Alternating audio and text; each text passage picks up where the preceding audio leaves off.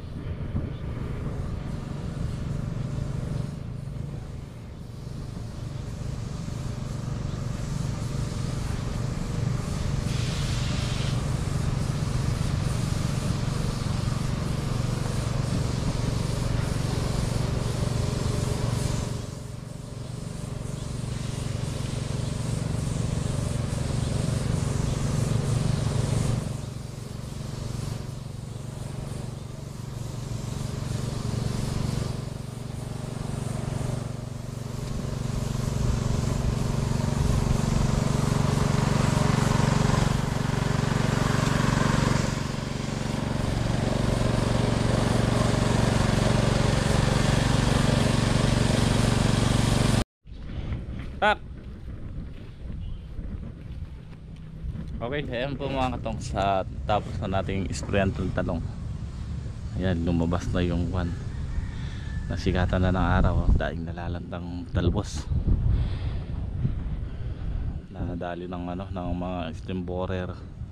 Pero yung mismong kanya wala naman. Yung sabihin natin namamatay na puno, wala. Yan lang talaga yung nagpiesta ang uod dahil sa ulan. Ayan o.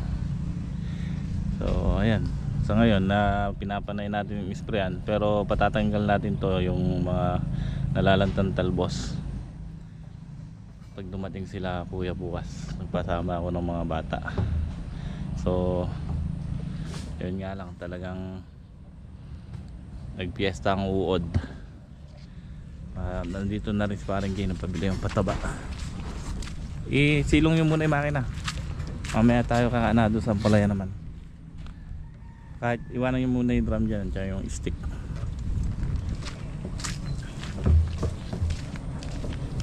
Nagpiesta ang uod. Ito naman, ayan, sinasabi ko, lanta na.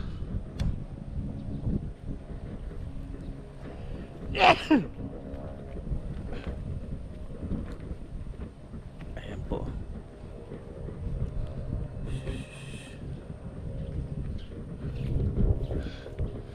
Wala na itong pag-asa.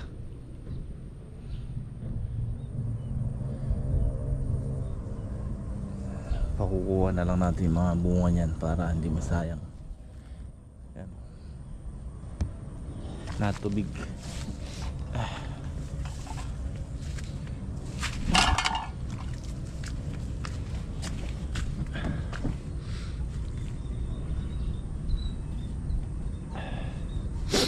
Pero may mga ilan pang kwan dyan, napapakinabangan. Baka sakaling mabuhay yung gawi dito sa taas.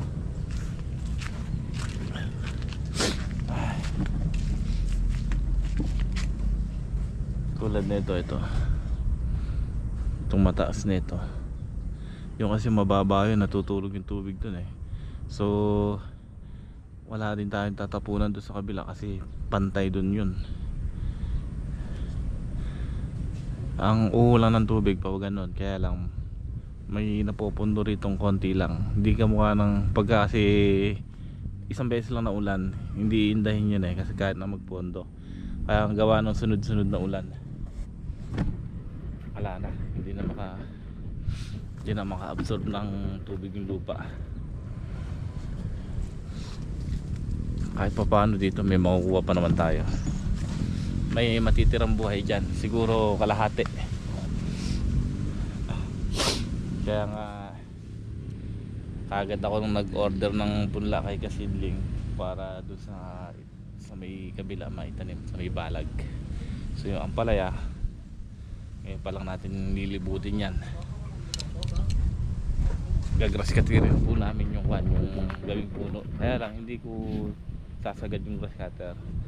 Kumbaga puputulin lang natin dito mo para pag pinatabaan natin, kasi hindi pwedeng maggalaw yung kanyan eh, yung lupa sa baba. Ayun yung ugat niyan.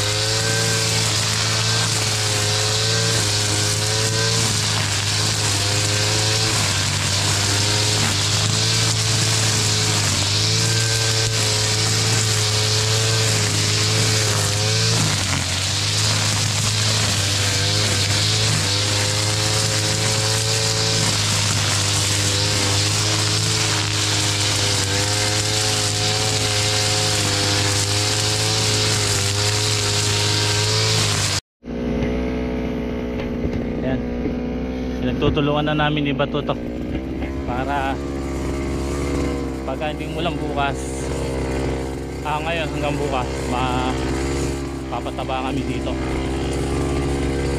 Iuwan natin, itidilig para tumalab kaagad. Delay sa pataba. Sayang yung bunga, kagarami pa naman, kaya lang nakukubildo.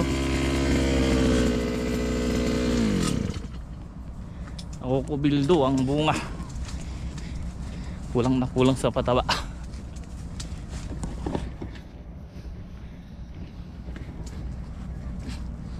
Tutulungan namin ng rescatiran para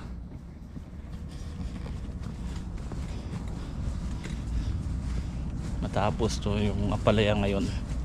So bukas papataba tayo. Kukunin natin, power spray natin sa ilalim ng plastic natin ilalagay.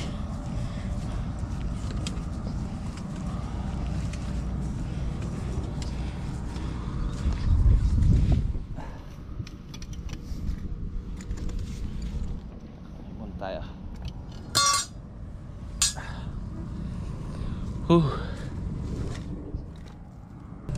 Okay, ayan mga katongs. So hapon na nga po. Ayan, medyo alas 5 na.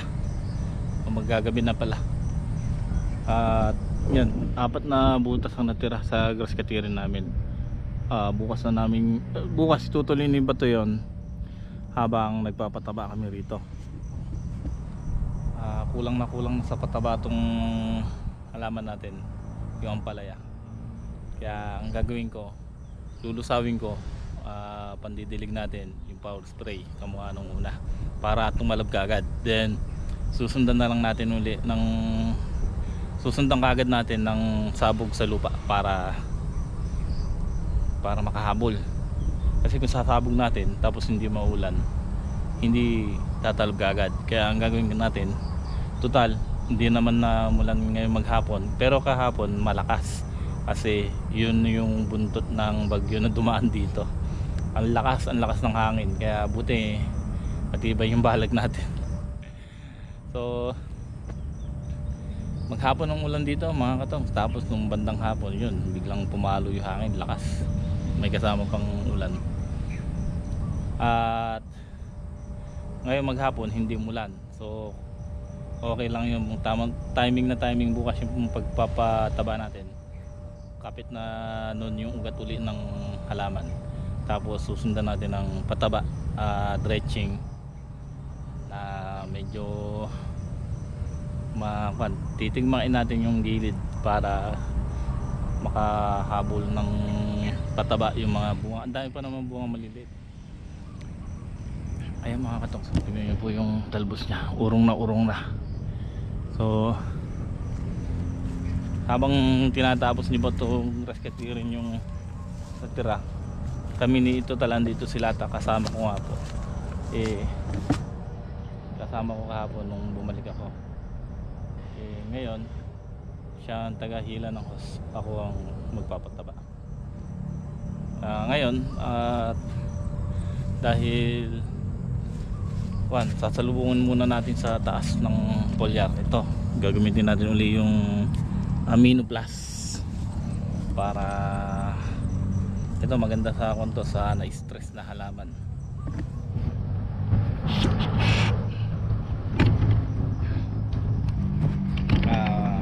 Wala pong halo ito na i-spray natin, puro lang.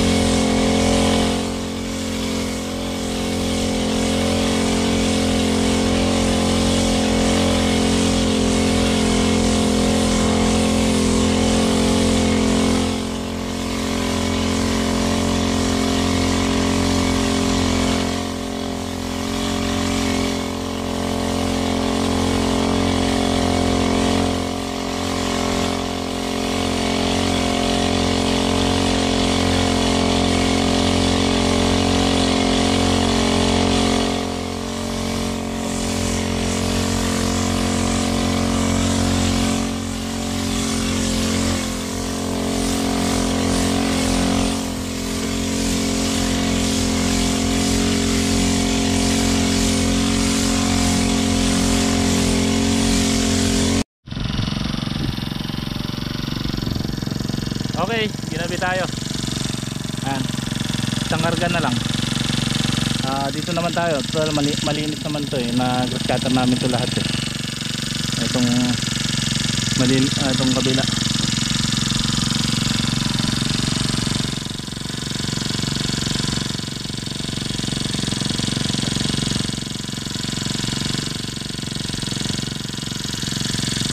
Tsaga.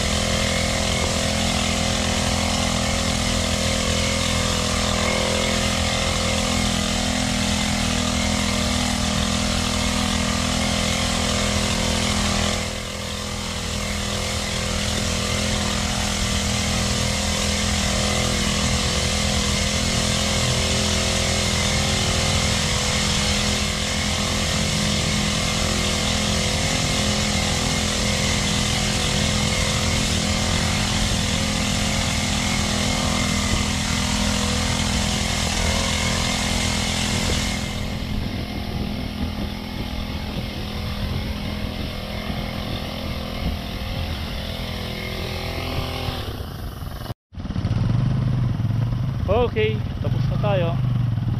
Ayun na. Hindi kasi tayo pwede mag-stock mga katongs ng tubig dito sa drum. Unang-una, yung hose puro lumot. Yung hose na ginagamit natin dito puro lumot. Kaya hindi tayo makapag-stock, hindi natin magamit yon na rekta sa electric motor. Kaya ang ginagawa natin, ayan, tsaka tayo maghakot ng tubig sa kolong-kolong. Inano namin yon, puro lumot ang lumalabas. Kahit na matagal namin paanda rin, may lumot. Nagbabara sa power sprayer at saka sa dito sa knapsack natin. Kaya yun, nagawa natin panghakot ng tubig to.